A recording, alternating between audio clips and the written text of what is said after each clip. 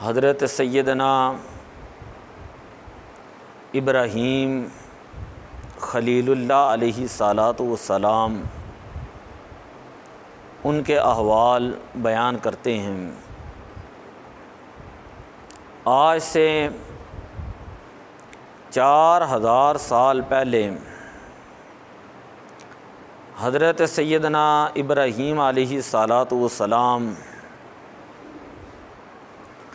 بابل کے اندر پیدا ہوئے اور دنیا کے اندر 4 بادشاہ ایسے ہیں جنہوں نے پوری دنیا کے اوپر حکومت کی ہے۔ 2 مسلمان اور 2 ہی کافر ہیں۔ مسلمانوں میں سے حضرت سیدنا سلیمان علیہ السلام اور حضرت سیدنا ذوالقرنین رضی اللہ تعالی عنہ ہیں۔ کافروں میں سے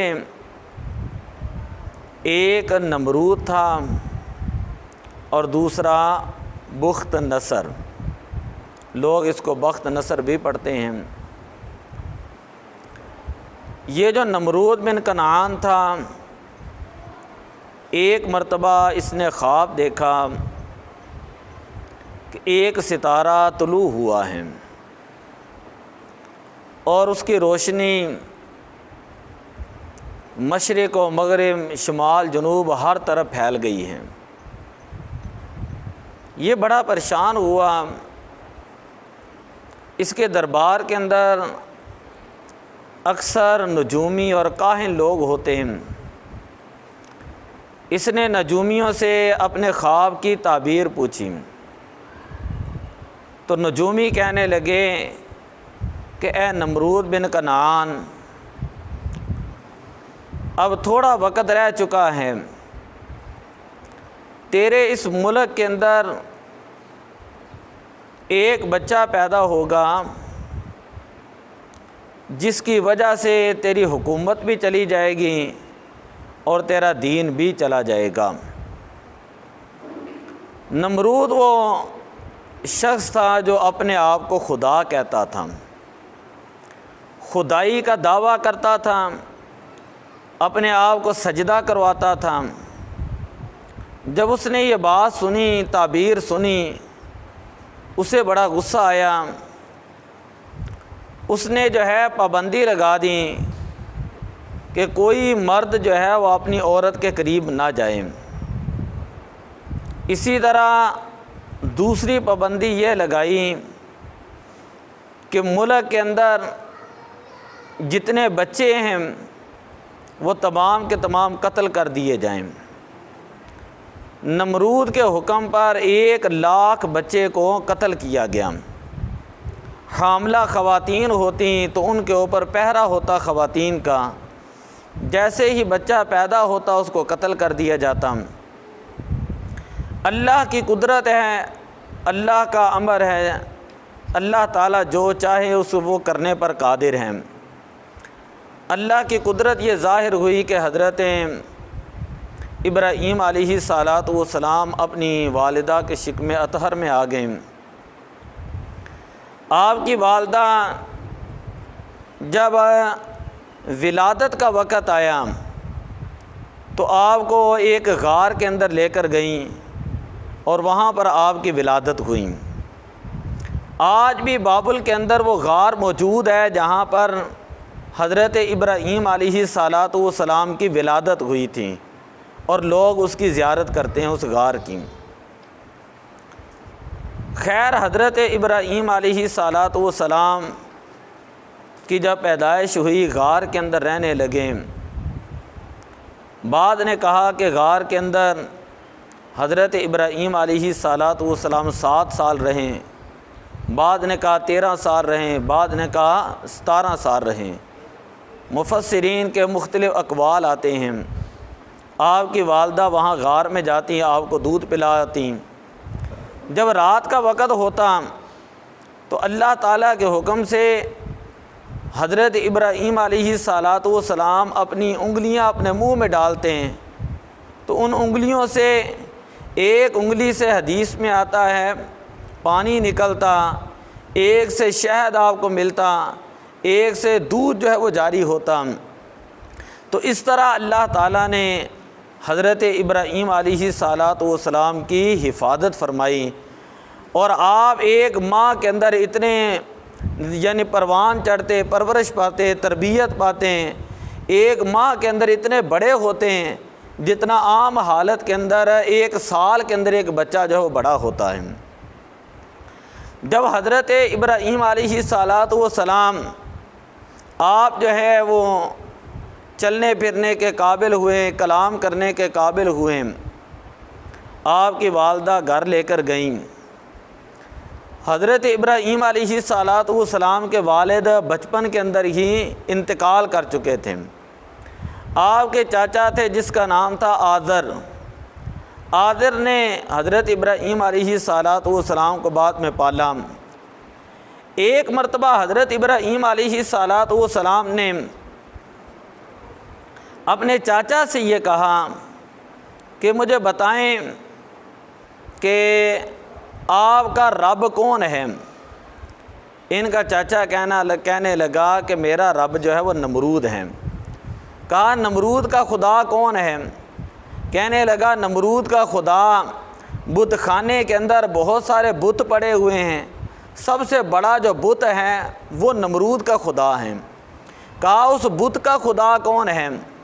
تو ان کا چاچا جو ہے وہ بت تراش بھی تھا اور بت فروش بھی تھا، یعنی بت بناتا بھی تھا اور ان بتوں کو بازار کے اندر فروخت بھی کرتا تھا۔ وہ بڑا پریشان ہوا اور اس نے آ کے یعنی اپنے حضرت ابراہیم علیہ السلام کی والدہ سے یہ کہا کہ جس بچے کے بارے میں نمرود نے اتنا ظلم کیا وہ تو ہمارے گھر کے اندر ہی ہے۔ وہ بت بیچنے جاتا ہے۔ ایک مرتبہ اس نے حضرت ابراہیم علیہ الصلاۃ والسلام کو بت لے کر بھیجیں کہ جا کر بیچ کر آؤں۔ حضرت ابراہیم علیہ الصلاۃ والسلام جو ہے وہ بیچنے لگتے تو اس کا انداز یہ تھا، آپ یہ آواز لگاتے تھے کہ اے لوگوں، ایسے بت جو نہ نفع دے سکتے ہیں نہ نقصان دے سکتے ہیں، نہ وہ بت جو ہے وہ سن سکتے ہیں نہ دیکھ سکتے ہیں نہ کلام کر سکتے ہیں، تم ان کو مجھ سے خرید لو۔ جب ان کے چاچا کو پتہ چلا وہ بڑا ناراض ہوا۔ تو اس طرح حضرت ابراہیم علیہ الصلاۃ والسلام نے اپنے چاچے کو کئی مرتبہ سمجھایا، اور قرآن مجید میں متعدد مقامات کے اوپر اس چیز کا ذکر جو ہے وہ موجود ہے کہ حضرت ابراہیم علیہ الصلاۃ والسلام اپنے چاچا کے ساتھ وہ کلام کرتے رہیں اور وہ کہتے رہیں کہ لا تعبد الشیطان، کہ اے میرے چاچا تو شیطان کی پیروی نہ کر، اور کہتے رہے انی اخاف ان یمسک عذاب من الرحمن، کہ مجھے خوف ہے کہ تجھے رحمان کا عذاب پہنچے گا۔ اور میں تجھے یہ کہتا ہوں اور تیری قوم کو بھی یہ کہتا ہوں کہ جن بتوں کی تم عبادت کرتے ہو یہ کیوں کرتے ہو؟ ان کا چاچا کہنے لگا اس لیے کہ ہم نے، یہ ساری آیتیں ہیں قرآن پاک کے اندر، کہنے لگا کہ ہمارے آباء و اجداد ان کا یہ طریقہ کار تھا، ہم انہی کے طریقے کی پیروی کرتے آ رہے ہیں۔ تو حضرت ابراہیم علیہ الصلاۃ والسلام نے فرمایا کہ نہیں، حقیقی خالق اور حقیقی مالک اور حقیقی رب جو ہے وہ اللہ تعالیٰ کی ذات ہیں، اللہ کی ذات ہیں۔ وہ ذات سورہ شعراء 19واں پارہ ہے، قرآن پاک کی متعدد آیات ہیں۔ حضرت ابراہیم علیہ السلام نے اپنے چاچا سے یہ کہا کہ رب وہ ہے الذی خلقنی فہو یہدین، کہ جس نے مجھے پیدا کیا، اور رب وہ ہے کہ جس نے مجھے ہدایت عطا فرمائی۔ والذی هو یطعمنی ویسقینی، کہ رب وہ ہے جو ہمیں کھانا بھی کھلاتا ہے پانی بھی پلاتا ہے، ہم اس کی عبادت کریں گے۔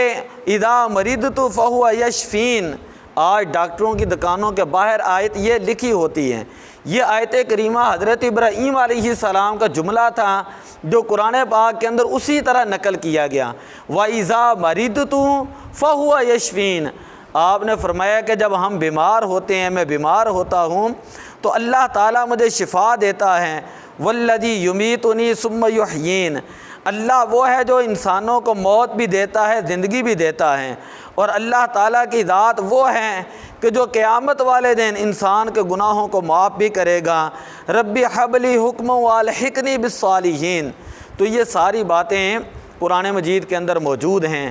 آپ نے اپنے چاچا کو بہت زیادہ سمجھایا، لیکن اس کے باوجود جو ہے اس نے کلمہ نہیں پڑھا اور وہ حضرت ابراہیم علیہ السلام کے دین کے پیرو نہیں ہوا، اور بار بار وہ یہی کہتا رہا کہ میں ان بتوں کو خدا مانتا ہوں کہ جن بتوں کی پیروی اور جن کی عبادت جو ہے ہمارے آباء و اجداد کرتے چلے آ رہے ہیں۔ پھر یہاں سے یہ ایک بات بھی میں ذکر درمیان میں کر جاتا ہوں۔ 17واں پارہ ہے، 17ویں پارے کے اندر سورہ انبیاء کے اندر بڑی تفصیل کے ساتھ یہ بات موجود ہے کہ حضرت ابراہیم علیہ السلام نے اپنے چاچا اور اپنی قوم کو یہ کہا کہ تم بتوں کے آگے کیوں بیٹھتے ہو، ان کی کیوں عبادت کرتے ہو، اور یہ رب نہیں ہو سکتے۔ اور یہ جب آپ تبلیغ کرنے لگے تو لوگوں کو پتہ چل گیا کہ حضرت ابراہیم علیہ السلام کا نظریہ کیا ہے، کہ یہ حضرت ابراہیم علیہ السلام نوجوان ہیں اور یہ نمرود کے دین کے مخالف ہیں، بتوں کے مخالف ہیں، ہمارے بڑے چھوٹے بتوں ان کو یہ برا بھلا کہتے ہیں۔ تو سبھی لوگوں کو پتہ چل گیا یہ حضرت ابراہیم علیہ السلام کا نظریہ یہ ہے۔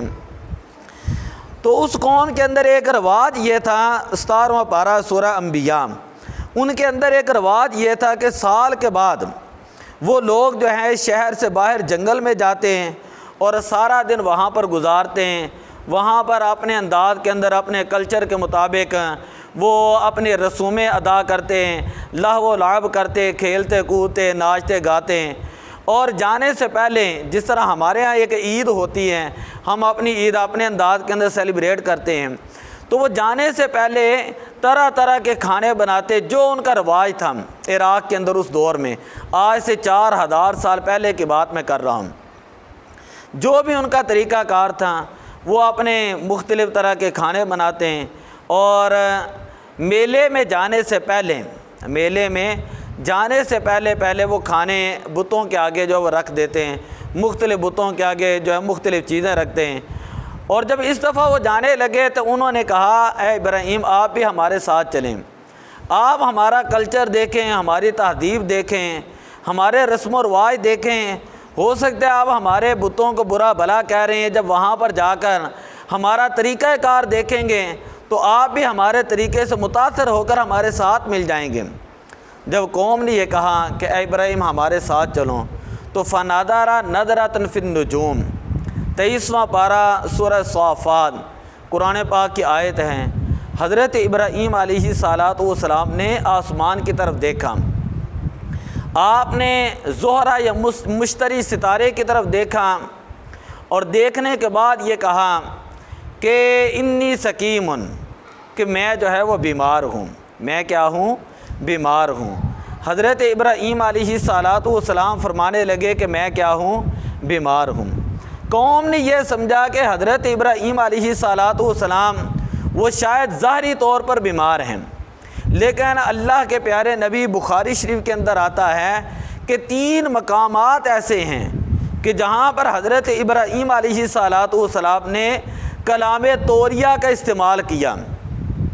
کلام توریہ کا مطلب یہ ہوتا ہے جب انسان گفتگو کر رہا ہو، اس کی مراد کوئی چیز ہو اور سننے والا جو ہے اس کی مراد اس سے کوئی چیز ہو۔ جس طرح کہ میں نے ایک مرتبہ بتایا، نبی اکرم صلی اللہ علیہ وسلم جب ہجرت کر کے مکہ سے مدینہ کی طرف جانے لگے تو پیچھے جو ہے ایک کافر جو ہے ان کو مل گیا اور ان تک وہ پہنچ گیا۔ وہ کافر جو ہے وہ نبی پاک کو نہیں پہچانتا تھا، لیکن اس نے حضرت ابوبکر صدیق کو وہ پہچانتا تھا۔ اس نے حضرت سیدنا ابوبکر صدیق سے پوچھا یہ کون ہیں؟ حضرت سیدنا ابوبکر صدیق رضی اللہ تعالیٰ عنہ فرمانے لگے ہوا رجل یہدینی، کہ یہ ایسے آدمی ہیں کہ جو مجھے راستہ دکھاتے ہیں۔ ہدایت کے 2 معنی ہوتے ہیں، ایک ہدایت کا معنی ہوتا ہے اراۃ الطریق، راستہ دکھا دینا۔ کوئی ہم سے پوچھے کہ فلاں جگہ نواب چوک کا راستہ کیا ہے تو ہم اس کو راستہ دکھا دیں گے۔ دوسرا ہدایت کا معنی یہ ہوتا ہے اراۃ الطریق الموصل الی المطلوب، کوئی ہم سے راستہ پوچھے تو ہم اس کا ہاتھ پکڑ کر اس کی ہیلپ کرتے، اس کو اس کے گھر تک لے جائیں، اس مقام تک لے جائیں، اس پوائنٹ تک لے جائیں کہ اس مقام تک آپ آنا چاہتے ہیں۔ بعض اوقات ہوتا ہے نا انسان کسی محلے کے اندر کسی کا گھر پوچھتا ہے تو کئی لوگ ہوتے ہیں کہتے ہیں وہ فلاں گھر ہے ان کا، اب یہاں سے چلے جائیں پتہ چل جائے گا، لیکن کئی لوگوں کی طبیعت ہوتی ہے ان کو لے کر ساتھ ان کے گھر تک پہنچ جاتے ہیں۔ خیر حضرت ابوبکر صدیق رضی اللہ تعالیٰ عنہ نے فرمایا کہ یہ ایسے آدمی ہیں کہ جو مجھے جو ہیں وہ راستہ دکھاتے ہیں، مجھے کیا کرتے ہیں، راستہ دکھاتے ہیں۔ اس کافر نے یہ سمجھا تھا کہ شاید کہ نبی پاک صلی اللہ علیہ وسلم ابوبکر صدیق کے ساتھ راستہ شناس ہیں، یعنی راستہ شناس ہے، راستہ بتانے والے ہیں، لیکن ابوبکر صدیق رضی اللہ تعالیٰ عنہ کی مراد یہ تھی کہ یہ مجھے ہدایت کا راستہ دکھانے والے ہیں۔ تو اس کو کلام طوریہ بلاغت کی اصطلاح کے اندر کہا جاتا ہے۔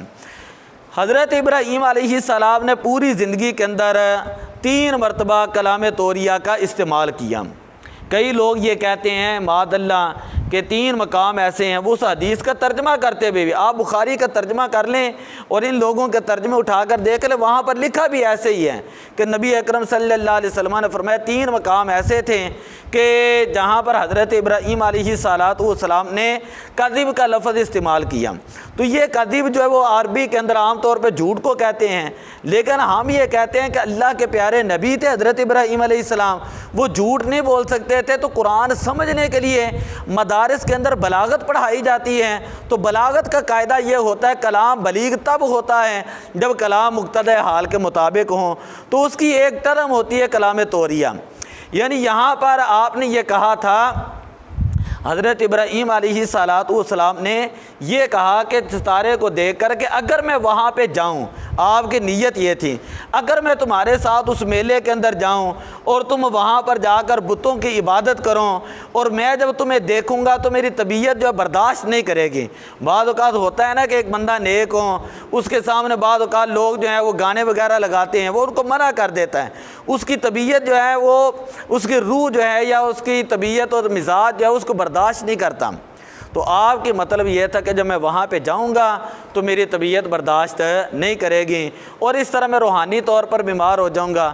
قوم یہ سمجھتی رہی کہ کہیں حضرت ابراہیم علیہ السلام وہاں واقعی ہی بیمار ہیں، حضرت ابراہیم علیہ السلام واقعی ہی کیا ہیں، بیمار ہیں۔ ایک موقع یہ ہے، ذرا توجہ سے میں دوسری 2 باتیں کرنے لگا۔ دوسرے 2 مقام یہ تھے کہ حضرت ابراہیم علیہ السلام جب آپ مصر کے اندر گئے تو پتہ ہے مصر کا بادشاہ ہر خوبصورت عورت کو پکڑ لیتا تھا، تو جب اسے پتہ یعنی اس نے یہ دیکھا حضرت ابراہیم علیہ السلام کی بیوی حضرت سارہ کی طرف اس نے غلط جو ہے وہ اپنی نیت رکھ لی، تو جب اس نے اپنے پاس بلایا تو حضرت ابراہیم علیہ السلام نے اپنی بیوی سے یہ کہا کہ تم یہ کہنا کہ یہ میں ابراہیم علیہ السلام کی جو ہے وہ بہن ہوں۔ اور حضرت ابراہیم علیہ السلام سے جب اس نے پوچھا فرعون کے یعنی مصر کے بادشاہ نے، تو آپ نے بھی یہ کہا کہ یہ میری بہن ہے، یہ کیا ہے، میری میں، حالانکہ وہ تھی بیوی لیکن بہن کہا۔ تو وہ جو ظالم بادشاہ تھا اس نے یہ سمجھا واقعی یہ آپس میں بہن برا ہیں، یعنی بہن بھائی ہیں آپس میں، تو اس نے حضرت سارہ کو چھوڑ دیا۔ لیکن حضرت ابراہیم علیہ السلام کی نیت یہ تھی کہ پوری روئے زمین کے اوپر اس وقت اللہ کو ماننے والے ایک حضرت ابراہیم علیہ السلام تھے اور دوسرے اللہ تعالیٰ کو ماننے والی آپ کی بیوی حضرت سارہ تھی۔ تو یہ آپ نے کلام طوریہ لفظ جو ہے وہ بیان کیا۔ اسی طرح اور مقام بھی ہے، وہ اگلے جمعے ہم کریں گے، لیکن یہاں پر جب قوم چلی گئی تو حضرت ابراہیم علیہ السلام پیچھے رہیں۔ میں مختصر بات کرتا ہوں، وقت کم ہے، کہ حضرت ابراہیم علیہ السلام نے بتوں کو توڑنا شروع کر دیا، بتوں کو توڑنا شروع کر دیا۔ کوئی مختلف طرح کے بت تھے، پرندوں کی شکل میں، کوئی درندوں کی شکل میں، کوئی کسی شکل میں، کوئی کسی شکل میں۔ حضرت ابراہیم علیہ السلام ان تمام جو ہے وہ بتوں کو توڑتے رہے، اور توڑنے کے بعد حضرت ابراہیم علیہ السلام نے جو کلہاڑا تھا وہ بڑے بت کے کندھے کے اوپر رکھ دیا، بڑے بت کے کندھے کے اوپر رکھ دیا۔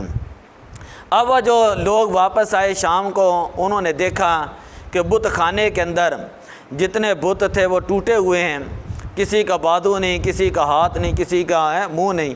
تو وہ بڑے پریشان ہوئے اور آپس کے اندر بات کرنے لگے، اور وہ کہنے لگے کہ کون ہے کہ جس نے ہمارے بتوں کے ساتھ اتنا ظلم کیا۔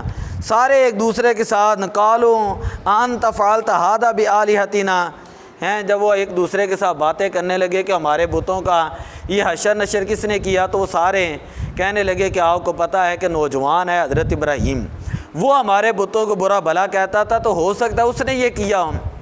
اب حضرت ابراہیم علیہ السلام کو وہ پکڑ کر لوگ اپنے وقت کے بادشاہ کے پاس لے کر گئے، جو ان کے وقت کا بادشاہ تھا اس کے پاس لے کر گئے، اور جا کر کہنے لگے کہ اے ابراہیم یہاں پر بتاؤ کہ ہمارے بتوں کے ساتھ یہ سارا معاملہ کس نے کیا ہے۔ قالوا انت فعلت ھذا بآلہتنا یا ابراہیم، انہوں نے کہا کہ اے ابراہیم کیا تم نے ہمارے بتوں کے ساتھ یہ سارا معاملہ کیا ہے؟ آپ نے فرمایا بل فعلہ کبیرہم ھذا فاسألوہم ان کانوا ینطقون۔ حضرت ابراہیم علیہ السلام نے یہاں پر بھی کلام توریہ بیان کیا۔ آپ نے فرمایا بل فعلہ کبیرہم، کہ ان کے جو بڑے بت ہیں، جو بڑا بت ہے اس نے جو ہے وہ ان تمام بتوں کے ساتھ یہ حشر کیا ہے۔ اب ظاہر بات ہے حضرت ابراہیم علیہ السلام کا یہ انداز، یہ مناظرانہ انداز تھا۔ یہ کیسا انداز تھا؟ ایک مناظرے جیسا انداز تھا کہ آپ جو ان کے اوپر ایک دلیل بنا رہے تھے اور ان کو کہا کہ یہ بڑے بت سے پوچھ لیں کہ جس کو تم خدا مانتے ہو اور سب سے بڑا خدا مانتے ہو، اس سے یہ پوچھ لیں کہ ان بتوں کے ساتھ یہ سارا معاملہ کس نے کیا ہے۔ بات سمجھ آ رہی ہے؟ کہ کہا کہ بڑے بت سے پوچھ لے، بل فعلہ کبیرہم۔ یہاں پر علماء کہتے ہیں کہ آپ کی مراد یہ تھی کہ آپ ان سے پوچھیں نا کہ یہ جو سارے بت ہیں ان سے پوچھیں، بڑے بت سے پوچھیں کہ کس نے یہ کیا ہوگا۔ یہ نہ سن سکتے ہیں، نہ دیکھ سکتے ہیں، نہ کسی کی مدد کر سکتے ہیں، نہ یہ نفع کے مالک ہیں، نہ یہ نقصان کے مالک ہیں۔ تو